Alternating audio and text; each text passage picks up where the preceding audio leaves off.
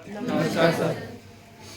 आज के कहानी की हेडलाइन है करेले से भी कड़वा।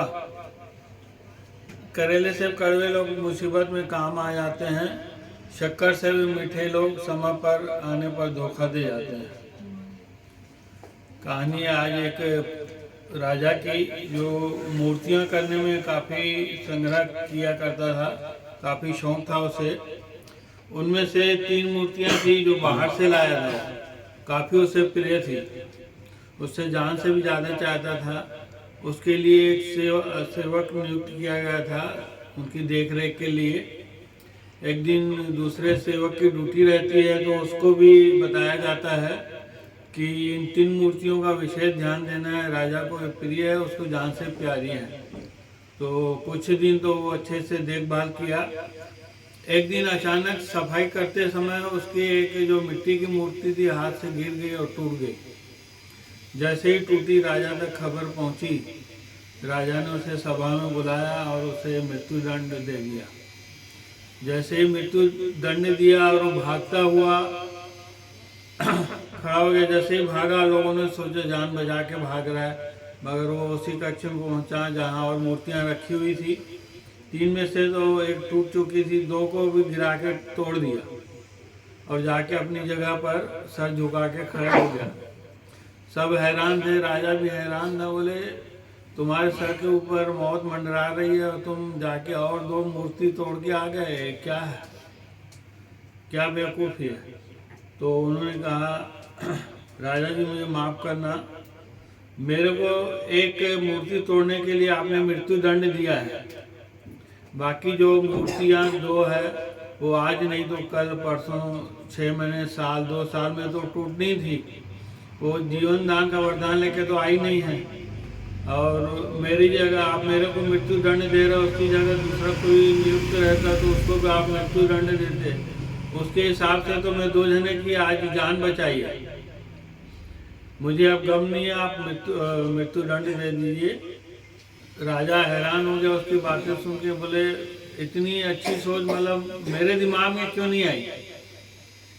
बोले तुम ये बताओ कि तुम्हारे ऊपर मौत मंडरा रही थी फिर भी तुम दूसरों का फायदा के लिए सोचा, ऐसा कैसा हुआ। तो बोले राजा साहब आपसे पहले मैं एक दूसरे अमीर सेठ के यहाँ काम करता था।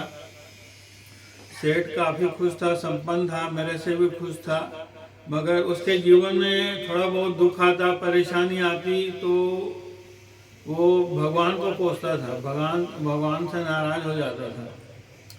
तो एक दिन दोपहर का समय था, भोजन के समय मुझे बोला भी ककड़ी काट के, तो जैसे ही ककड़ी काट के दिया तो उन्होंने एक फाड़ी जैसे मुंह में डाली तो ककड़ी कड़वी थी।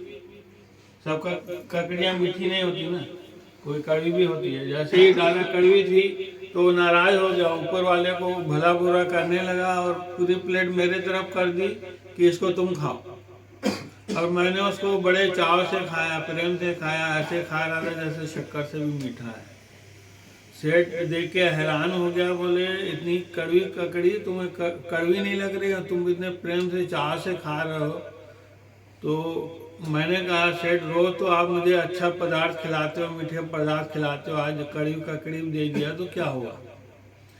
और मैंने उस सेठ से कहा कि सेठ आपको भगवान ने सब कुछ दिया, इतना कुछ दिया है, कभी कुछ कड़वाहट आ जाती है, कुछ हो जाता है तो आप नाराज क्यों हो जाते हो। तो सेठ को भी समझ में आ गया और उस दिन मैंने मंत्र बांध लिया कि लोगों की भलाई ही करना है, जो ऊपर देख रहा है वो सही सही कर रहा है। और राजा ने जब ये सारी बातें सुनी और उसे माफ़ कर दिया, मृत्यु दंड से रिहा कर दिया और अपने यहाँ परमानेंट नौकरी के लिए रख दिया। छोटी सी कहानी है, ये हमें समझाती है हमें हमेशा लोगों की मदद करना चाहिए। ये मान के चलिए ऊपर वाला जो भी कर रहा है ना ठीक कर रहा है। अगर जो भी कर रहा है ठीक कर रहा है, वो हमारे अहित के लिए अहित नहीं हो सकता। ये अगर इसी सोच से अगर आप आगे बढ़ेंगे ना तो आपके जीवन में कितनी भी दुख आए, परेशानी आए, जो भी आए उसे आपके अंदर साहस, उसके अंदर आपको साहस आएगा उसे दूर करने के लिए। धन्यवाद।